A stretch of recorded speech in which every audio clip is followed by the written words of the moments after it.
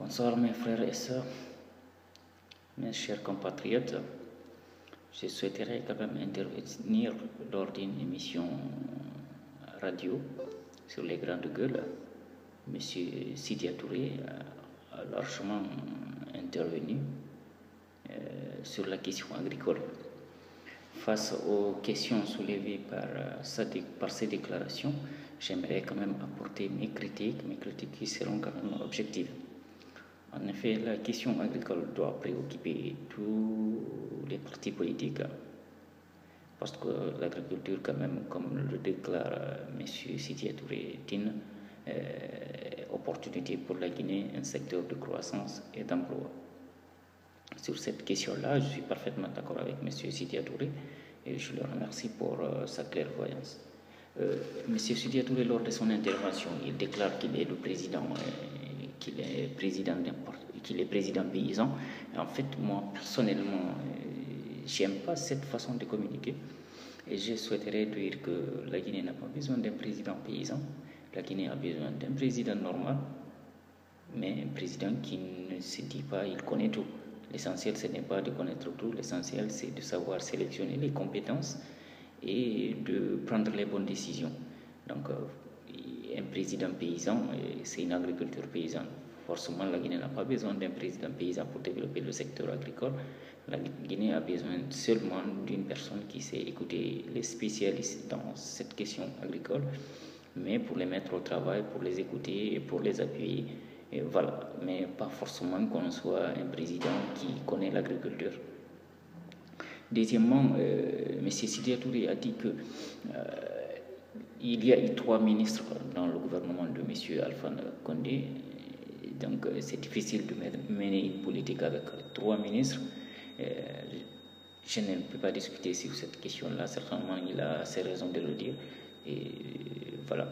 Et toutefois, il déclare que une autre partie que je voudrais apporter, c'est que moi, personnellement, connaissant un peu le secteur agricole, je dirais que la Guinée n'a pas besoin simplement qu'on ait de la volonté, mais la Guinée a besoin de savoir qu'il y a volonté, il y a compétence.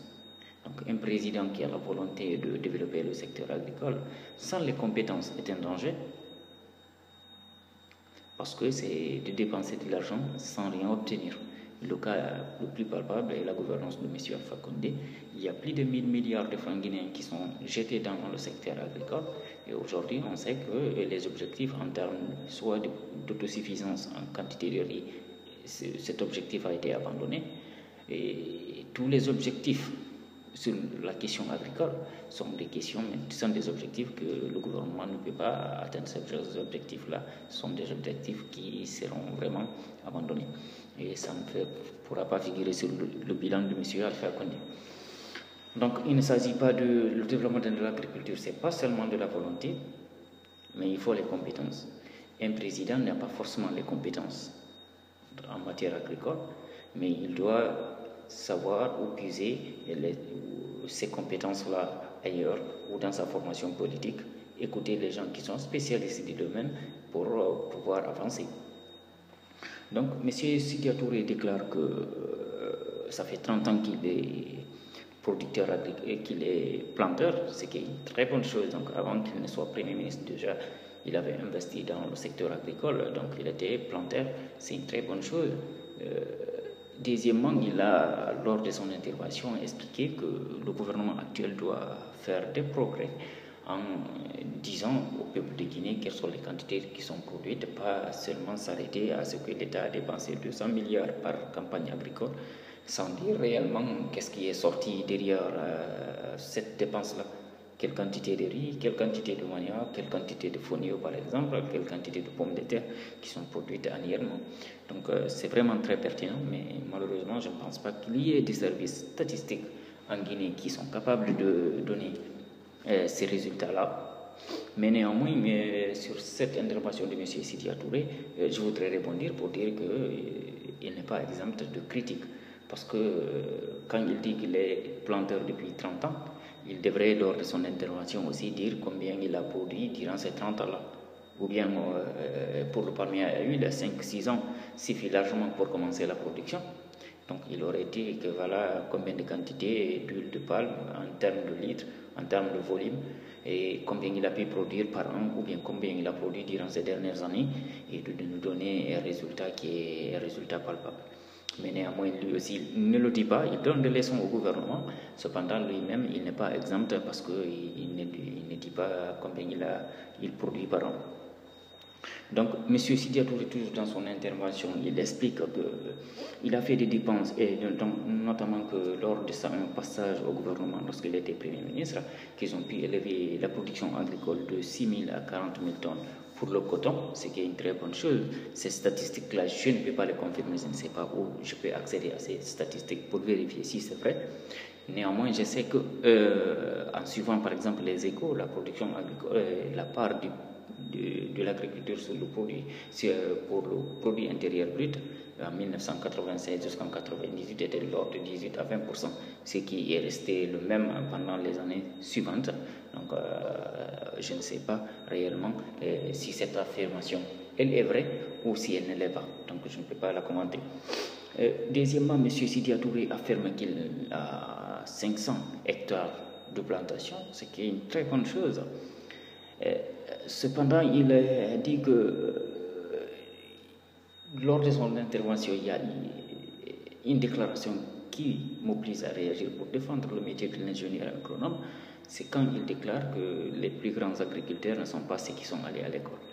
Je pense que dans sa communication, il veut banaliser le métier de l'ingénieur agronome pour dire que l'ingénieur agronome n'est pas un agriculteur et que voilà, on n'a pas peut-être besoin d'aller à l'école pour faire des grandes cultures de champs, de manioc, de riz, etc. Je voudrais le rappeler que l'ingénieur agronome est formé pas pour aller au champ et prendre la tabac pour travailler et cultiver, mais il est là en appui au secteur agricole. Lorsque ces gens-là rencontrent des problèmes, il essaye de résoudre ces problèmes-là en apportant des critiques, en apportant des recommandations, en apportant des solutions aux problèmes qui sont rencontrés par le secteur agricole. Et sur cette question-là, qu'est-ce qui se passe? Donc, M. Sidia Touré doit quand même respecter les ingénieurs agronomes et savoir que quand on parle d'un grand agriculteur, c'est que derrière un grand agriculteur, il y a un grand scientifique, il y a un grand ingénieur agronome qui est là à appuyer le secteur et qui est là à appuyer le grand agriculteur pour améliorer soit sa production, donc augmenter la quantité de produits par an. C'est grâce aux ingénieurs agronomes que les quantités de production, notamment pour le riz en Afrique de l'Ouest, par exemple, la culture pluviale, elle était d'environ 1 tonne ou 2 tonnes par hectare, et grâce aux recherches scientifiques, aux ingénieurs agronomes, on arrive maintenant à environ 5 à 6 tonnes à l'hectare à travers l'utilisation de la variété de riz qu'on appelle le nouveau riz pour l'Africa, le Nerica. C'est vraiment une recherche scientifique qui a permis d'obtenir ces progrès-là. Ce n'est pas un agriculteur qui a pu obtenir ces progrès-là, mais c'est le scientifique, l'ingénieur agronome qui est venu trouver ce problème, résoudre ce problème-là, parce que les variétés locales n'arrivent pas à produire en grande quantité. L'ingénieur agronome vient aussi apporter ses recommandations pour la conservation des produits agricoles, mais aussi peut apporter des remarques pertinentes pour la commercialisation des produits agricoles, mais aussi la gestion des revenus du paysan pour qu'il puisse garder ses revenus, puisse réinvestir, puisse savoir réellement comment il faut gérer ses revenus et améliorer voilà, son pouvoir d'achat. M. Sidia Touré, donc, il dit que voilà, la Guinée a besoin d'une politique agricole. Je suis parfaitement d'accord avec lui que pour une alternance crédible, la question agricole doit être au centre du débat, parce qu'aujourd'hui, connaissant le secteur minier qui est un secteur en difficulté, il faudrait que la Guinée privilégie le secteur agricole pour s'en sortir. C'est vraiment un secteur de croissance, un secteur d'emploi, mais vraiment il faut des compétences, il faut savoir réellement où agir. Donc dans sa communication toutefois, il ne dit pas quelle est sa politique qu'il veut promouvoir en 2015. Donc je ne vais pas commenter ça, je ne vais pas rentrer dans cette question-là, mais quand même je suis d'accord avec lui qu'il faut une politique agricole pour 2015. Donc, M. Sidia Touré, quand même dans son intervention, il dit que pour la même dimension Donc pour la même dimension, par exemple 500 hectares produits cultivés en Guinée, donc par M. Sidia Touré, le paysan ivoirien a une production qui est meilleure. L'Ivoirien gagne plus d'argent, donc plus de production, plus d'argent. Et normalement, il serait intervenu pour dire pourquoi. Pourquoi cette différence-là? Est-ce que c'est la faute à l'État ou bien c'est la faute à sa production? Parce que peut-être c'est que la quantité produite en Guinée, elle est faible. Maintenant, pourquoi elle est faible? Les raisons peuvent être diverses, elles peuvent être expliquées de façon scientifique, mais il faut avoir les données pour l'expliquer de façon scientifique. Donc, M. Sidia Touré, toujours, dans son intervention quand même, ce qui me paraît un tout petit peu bizarre, c'est que M. Sidia Touré dit que lui-même, il reconnaît qu'il, dans ces 500 hectares qu'il cultive, qu'il rencontre beaucoup de problèmes.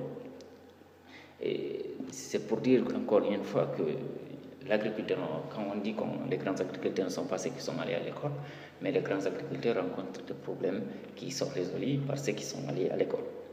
Donc il dit que voilà que sur cette plantation-là, il rencontre des problèmes et que quand il y a des problèmes, M. Sidia Touré envoie les échantillons de feuilles de palmier et de cocotiers à Abidjan.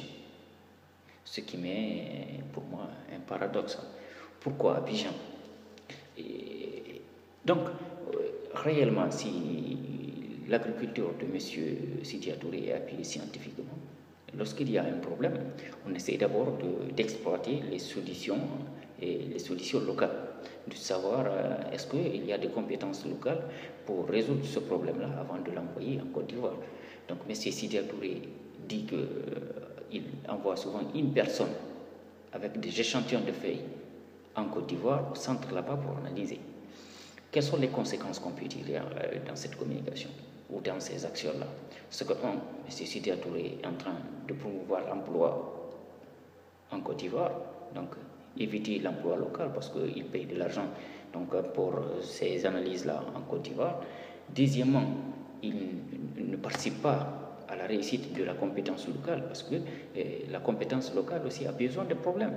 Le scientifique a besoin de rencontrer des problèmes pour chercher des solutions. Donc, M. Sidia Touré aurait essayé de voir à l'intérieur du pays pour savoir est-ce que c'est résolu en Guinée. Si c'est résolu en Guinée, ce n'était pas nécessaire d'envoyer une personne, de payer un billet d'avion pour envoyer une personne de la Guinée en Côte d'Ivoire et pour faire des analyses là-bas. Il y a des spécialistes en Guinée pour les questions agricoles. Il fallait d'abord passer par ceci. Et si ceci ne trouve pas la solution, maintenant aller en Côte d'Ivoire pour essayer de voir est-ce qu'on pourra trouver la solution au problème qui est posé, le problème rencontré au niveau du terrain. Donc M. Sidia Touré ne le fait pas, ce qui pour moi c'est inacceptable pour un leader politique. Normalement, en passant par les solutions locales, M. Sidia Touré, si par exemple la compétence locale n'arrivait pas à résoudre le problème, M. Sidia Touré, dans sa façon ou bien dans ses objectifs de promouvoir une agriculture durable ou une agriculture réellement qui sera une réussite, il devrait prendre en compte qu'il y a un problème de compétence locale. Et sur certaines questions, par exemple pour le palmier à l'huile, il peut dire que si on doit développer ce secteur-là dans les années futures, il faut promouvoir l'enseignement sur ce secteur-là, parce qu'il n'y a pas de compétences, il n'a pas trouvé de solutions en Guinée, donc les solutions sont trouvées en Côte d'Ivoire.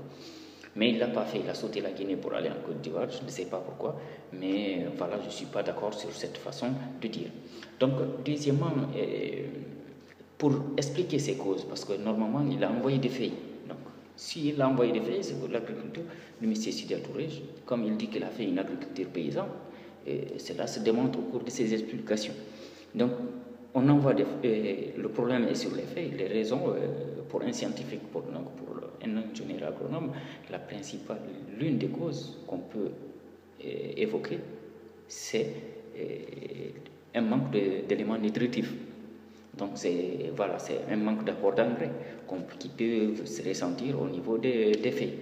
Donc la coloration, donc, suivant les colorations, pour un ingénieur agronome, en voyant les colorations, il peut directement dire quel est l'élément nutritif de la plante qui manque. Donc M. Sidia Touré, je pense que même dans sa communication, il ne connaît pas le pH de son sol. D'accord? Ainsi, je ne sais pas, dans sa communication, l'agriculture, c'est une agriculture paysanne, donc l'utilisation de l'engrais, il ne suffit pas de mettre de l'engrais, il suffit de savoir quelle quantité d'engrais pour quel hectare. Mais avant de mettre ça, il faut connaître d'abord le type de sol, donc l'analyse physico-chimique du sol qu'il faut connaître. Ensuite, de faire des recommandations maintenant pour savoir quelle quantité il faut apporter. Parce qu'en apportant la quantité d'engrais, il y a une partie qui va être emportée par les eaux, qui va dissoudre par les eaux, donc qui va aller dans la partie souterraine, ainsi qui ne sera pas exploitée par la plante. Il y a une partie qui sera récupérée par les mauvaises herbes. Il y a une partie qui peut s'évaporer, c'est possible. Il y a une partie qui doit réagir avec d'autres éléments nutritifs du sol pour former des blocs qui ne seront pas utilisables par la plante, et une autre partie restera pour la plante. Donc il faut savoir ce raisonnement-là pour savoir réellement quelle est la quantité qu'il faut appliquer pour que la plante elle gagne réellement ce qu'elle en a besoin. Donc si on n'applique pas cela, si l'agriculture n'est pas soutenue scientifiquement, mais c'est normal qu'il y ait des problèmes. La coloration des feuilles, c'est généralement dû au manque d'éléments nutritifs. Donc, M. Sidya Touré devrait savoir que cela, et je suis certain que des compétences locales peuvent trouver des solutions, peuvent apporter des solutions. Je suis sûr, je ne sais pas s'il connaît qu'il y a l'Institut supérieur et agronomique de Farana qui est là, et qu'il y a de grands chercheurs là-bas. Il y a de grands techniciens qui peuvent répondre à ces questions-là. Donc, il aurait passé par le ministère de l'Agriculture pour arriver, ou bien déléguer un monsieur pour aller à Farana pour apporter des échantillons et savoir quelle solution il fallait être pris, ou ceci pouvait lui préconiser des solutions voilà, pour sa plantation. Il ne l'a pas fait. C'est dommage. Maintenant, je pense aussi que l'envoi des échantillons en Côte d'Ivoire n'est pas une mesure économique. C'est vraiment contre une mesure voilà, qui va coûter de l'argent, parce qu'il faut envoyer une personne, payer un billet d'avion, envoyer une personne pour aller en Côte d'Ivoire. Lorsqu'on envoie les échantillons, on n'obtient pas les résultats le même jour, donc il faut attendre que le scientifique trouve les réponses. Après, peut-être qu'on te donne les réponses et puis tu reviens en Guinée. Donc, c'est une dépense extraordinaire. Et je pense peut-être qu'il a de l'argent pour le faire, mais si c'est un paysan, normalement, il devrait passer par la compétence locale pour trouver des solutions. Maintenant, les résultats, sa démarche ne peut pas trouver des bons résultats, donc les résultats ne seront pas scientifiques. Je vais expliquer pourquoi. Parce que de la manière dont on explique M. Sidya Touré, lorsqu'on prend des faits en Guinée, on les envoie en Côte d'Ivoire, si ce n'est pas appuyé scientifiquement, on risque de fausser les résultats. Pourquoi? Parce que lorsque vous prenez la feuille de Bofa, vous l'envoyez à Conakry, vous la prenez de Conakry, vous l'envoyez à l'aéroport d'Abidjan, ensuite prendre une voiture, envoyer au centre pour des échantillons, la coloration peut changer, les conditions climatiques seront modifiées, la feuille n'est plus à l'état naturel. Et si elle n'est pas à l'état naturel, si elle change de coloration, le scientifique ne peut pas trouver la bonne réponse. Ça force automatiquement la réponse du scientifique. Donc, qu'est-ce qu'aurait fait M. Sidya Touré? Donc, sur cette question-là, il fallait juste, si c'est appuyé scientifiquement, s'il est aidé par un ingénieur agronome, une prise de photo avec une bonne résolution suffisait largement. Donc, on prend la photo avec une très bonne résolution, on envoie la photo à Abidjan, le scientifique pourra voir la couleur et comparer aux colorations lorsqu'il manque d'éléments nutritifs au niveau de la feuille. Selon la coloration, si elle est jaune, ça peut être dû à l'azote, c'est généralement l'azote, ou c'est dû au phosphore. S'il y a des taches, tout est expliqué de façon scientifique. Il suffit de savoir la coloration pour dire que voilà la réponse qu'il faut, ou voilà ce qu'il faut, parce que ce n'est pas des maladies. Si c'était des maladies, la feuille allait pourrir, mais là, ce n'est pas des maladies. C'est des colorations. Si c'est des colorations, voilà, la réponse ne peut être que due au manque d'éléments nutritifs au niveau du sol, ou bien à un effet du pH qu'il faut corriger au niveau du sol. Donc, sur cette question-là, M. Sidya Touré, longtemps il va rencontrer des problèmes. Il faudrait que sa plantation soit appuyée par une démarche scientifique pour arriver au bon résultat. Donc, M. Sidya Touré, dans sa communication, toujours, M. Sidya Touré dit qu'il n'a personne sur le terrain Là, ça me pose de problèmes. Donc, M. Sidia Touré, dans sa communication, il affirme lui-même qu'il n'a pas un ingénieur agronome sur le terrain. Donc, pour 500 hectares de plantation, il n'a zéro ingénieur agronome. Ça, c'est vraiment très grave. Donc, j'imagine si M. Sidia Touré a une politique agricole à mener en Guinée et que 500 hectares, on emploie zéro agronome, pour 1000 hectares, peut-être, il faut un agronome. C'est dommage. Et ça, c'est une raison qui montre ici la non-employabilité des ingénieurs agronomes dans le pays. Les ingénieurs agronomes ne sont pas employés parce que ceux qui font l'agriculture pensent connaître. Plus que les ingénieurs ne veulent pas se soumettre à la démarche scientifique. Et voilà, on ne les utilise pas. Et on pense qu'on peut produire mieux sans les utiliser. Et on rencontre des petits problèmes qui peuvent être résolus à Conakry. Et on pense que il faut aller jusqu'à Abidjan ou peut-être New York pour trouver des solutions. Alors que les solutions peuvent être à Conakry. Mais si Sidia Touré, même par Internet, il aurait trouvé ses propres solutions-là, s'il est appuyé par un ingénieur agronome. Il suffit de taper coloration en jaune des feuilles, d'écrire la coloration et faire sortir. Il y a tellement de la bibliographie sur Internet pour trouver des solutions, pour voir quelle est la meilleure solution. Donc, l'employabilité des ingénieurs agronomes est un gros problème dans ce pays. Normalement, avec 500 hectares, on devrait quand même avoir quelques ingénieurs agronomes, donc des emplois qualifiés pour appuyer ces plantations-là. On aurait évité les problèmes qui sont rencontrés. Donc, M. Sidia Touré, toujours dans sa communication, il dit que le représentant agricole préfectoral n'a pas mis pied dans sa plantation depuis qu'il a commencé sa plantation. Et celui-ci n'a pas mis pied là-bas. Il a attendu la visite du ministre de l'Agriculture pour venir avec le ministre pour visiter sa plantation. Donc, je suis quand même scandalisé par cette déclaration, parce que M. Sidia Touré étant un homme politique qui aspire à gouverner, il aurait quand même fait quoi? C'est-à-dire que c'est un service public. Il doit le réclamer. Donc, s'il rencontre un problème, il devrait passer d'abord par l'ingénieur qui est là, par le représentant préfectoral de l'agriculture. Il ne pouvait pas sauter ce monsieur-là pour aller en Côte d'Ivoire, ou même sauter jusqu'au ministère. C'est un mépris de sauter le ministère de l'Agriculture et aller en Côte d'Ivoire pour envoyer des échantillons au centre. Comment est-ce qu'on peut gouverner un pays lorsqu'on saute les structures de l'État, on les banalise, on dit qu'on essaie de les blâmer partout, qu'ils sont incompétents, alors qu'on ne les utilise pas.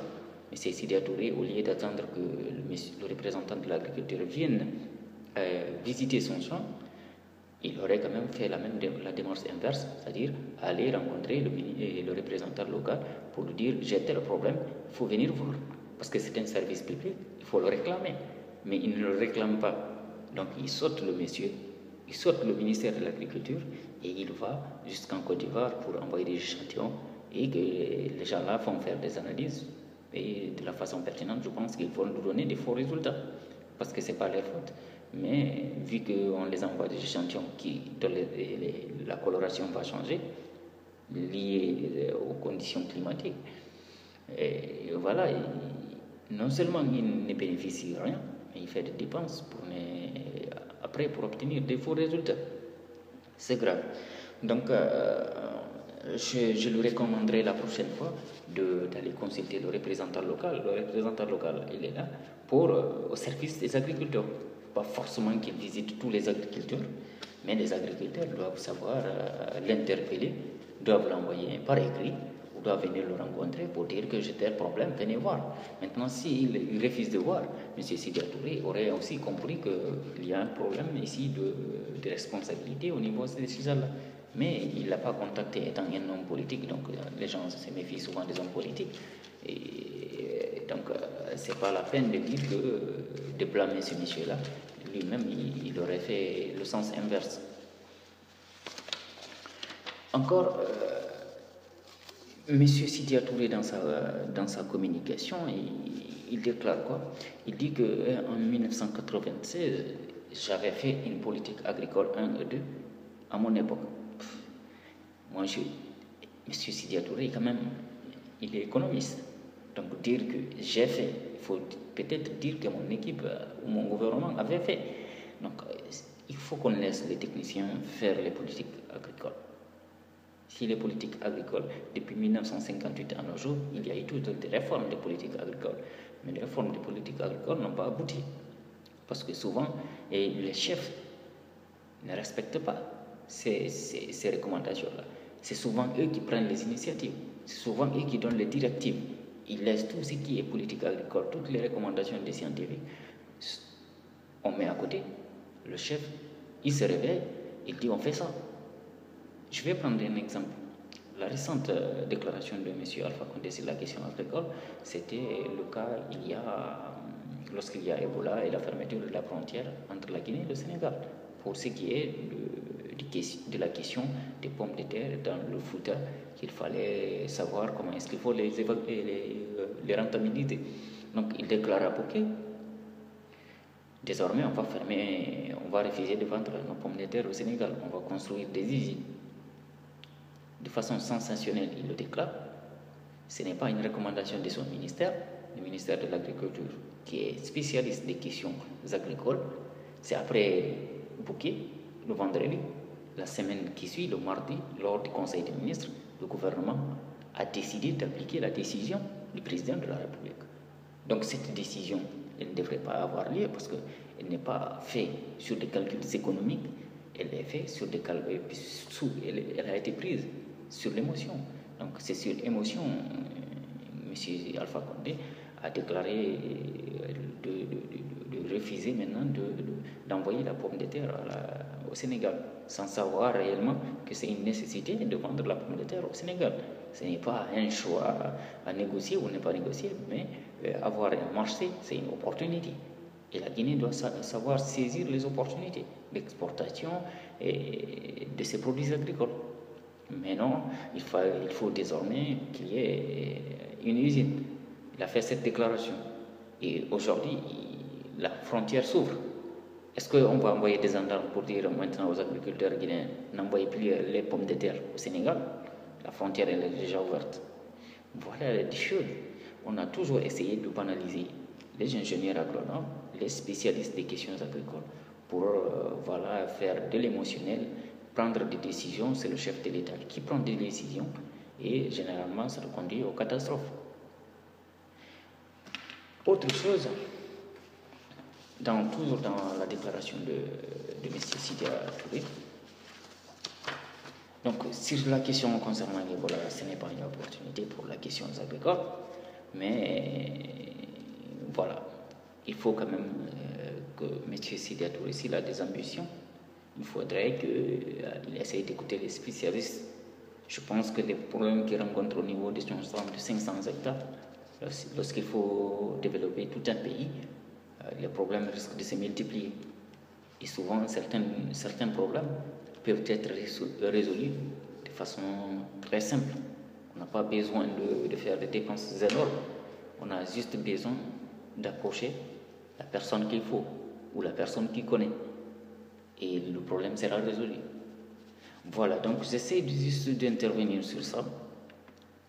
Et j'aimerais peut-être dans les prochaines vidéos apporter mes critiques, faire mes observations sur quelle politique agricole pour 2015. Parce que pour moi, de l'indépendance jusqu'à nos jours, on est en train de tourner en rond et on n'arrive pas. Et on ne va pas arriver si on n'écoute pas les spécialistes. Moi, je ne suis pas un spécialiste totalement. J'ai fait l'agriculture et l'agroalimentaire. J'essaie juste d'apporter mes remarques pertinentes. J'essaie d'apporter ce que j'ai appris pour mon pays. Mais je dis que, je demande aux candidats aux élections prochaines, quand même, de savoir écouter les gens qui sont les spécialistes des questions agricoles ou des questions d'autres questions sur d'autres thématiques pour qu'on puisse les proposer. Au lieu de venir faire des déclarations, au lieu de décider à la place des spécialistes, il faut quand même les écouter pour avoir la pertinence et après prendre la décision qu'il faut. Mais on ne peut pas, un économiste n'est pas un agronome n'est pas un économiste. Donc chacun a son métier et chacun doit être respecté dans son métier là. Donc je vous remercie, je vous souhaite une très bonne journée. Merci.